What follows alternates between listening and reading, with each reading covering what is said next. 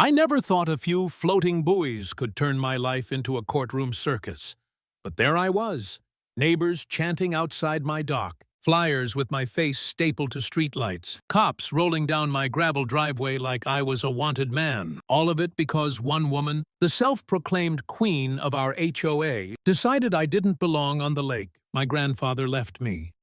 Act 1. The first strike. 3 months earlier, I moved back to Maple Creek, into the old lakeside house my grandfather built with his own hands. I wanted quiet mornings, kaya lessons for kids, maybe even a little peace after years of apartment noise and eviction notices. The lake felt like a sanctuary mist rising off the water, pine trees reflecting like a painting. Then came Paula Whitman, clipboard pressed to her chest, fake smile stretched thin as saran wrap. She introduced herself as president of the Lake HOA. I didn't even know we had one. "Welcome to the community," she said, voice sweet as vinegar. "You'll need to sign this contract and pay your fees $150 a month, plus a $200 initiation. Standard practice." I stared at the paper. "Ma'am, I just got here. I'm not interested in joining any HOA. The lake looks fine to me." The smile cracked.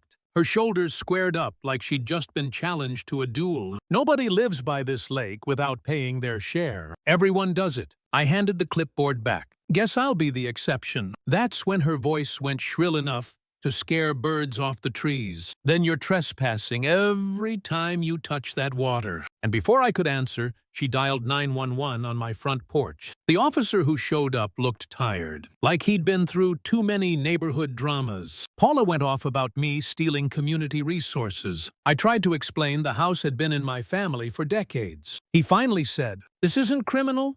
It's civil. Settle it legally." Then he drove off, leaving me standing there while Paula announced my dock was officially closed for 48 hours. Closed like she was sheriff, judge, and executioner all in one. Act 2.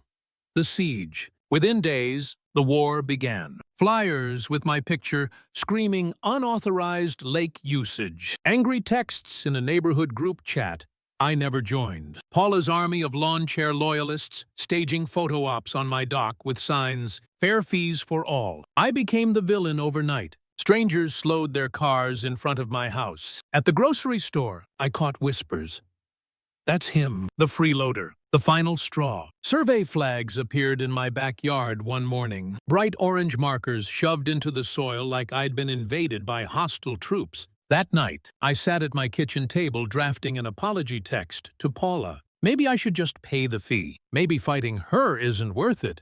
My finger hovered over send, but I deleted it. Because deep down, I knew this wasn't about money. This was about control. The next day, Hope walked up my driveway. Sophie Clark, middle-aged, soft-spoken, holding a water bottle like a peace offering. She leaned in and whispered, "Something about the HOA finances isn't right." Then she slipped me a folded note with her number and walked away before anyone could see. That night, she texted me photos, Paula's calendar full of emergency meetings nobody else had heard of, fake expense reports, hours billed for maintenance that never happened. I started to see it. Paula wasn't protecting the lake. She was milking it. But Paula had her own show planned. She set up a live stream on the sidewalk in front of my house. Cameras, lights, even a microphone. She painted herself as the brave community leader against one selfish man hoarding resources. For 10 minutes, she looked unstoppable until she slipped. "I personally approve all lake spending," she said, before correcting herself to "the board collectively approves." I replayed that line 3 times. She'd revealed the truth. There was no board, just Paula. So I posted my own video, shot on my phone at the dock. Simple, calm. I'm not sure why paying property taxes on land my family owns has become controversial, but I'm happy to have honest conversations about boundaries. To my surprise, the comments poured in. Why would someone pay taxes on land they don't own? Has anyone even seen the HOA paperwork? And for the first time, the tide shifted. Still, Paula doubled down. She announced a showdown at the annual water festival, a final boundary examination. She'd bring a lawyer. She wanted me humiliated in public. Act 3.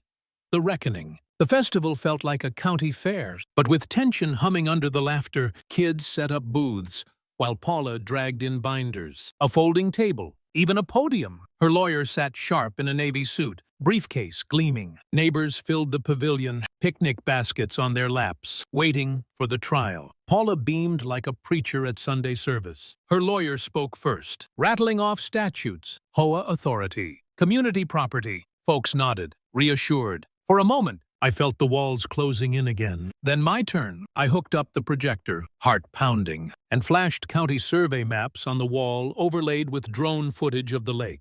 The lines were crystal clear. My property stretched deep into the water, right where Paula claimed community access. The buoys I'd placed matched the maps exactly. The crowd gasped, and then Sophie rose from the middle row. "I need to show you something," she said, holding a folder. Her hands trembled, but her voice was steady. "Paula's been collecting fees for 2 years, $25,000, and not a penny went to maintenance." Shouts erupted. "Where's our money? You scammed us," Paula stammered, waved papers, swore it was all legitimate. But her lawyer, he quietly shut his briefcase and walked out. That silence said everything. Neighbors pressed forward, furious. Paula's mask slipped. "You people don't understand.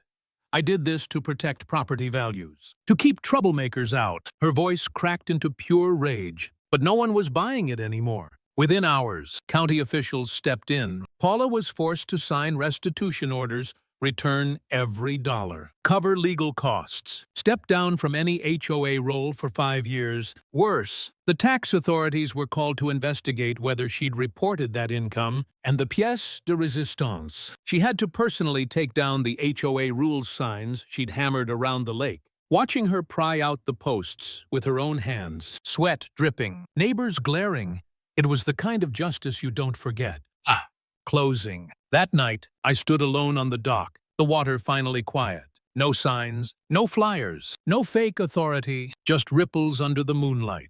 Paula had tried to wrap her greed in the language of community. She almost pulled it off. And for a moment, I nearly let her. But truth doesn't need a megaphone. It just needs someone stubborn enough to keep asking questions. This is Dylan Carter.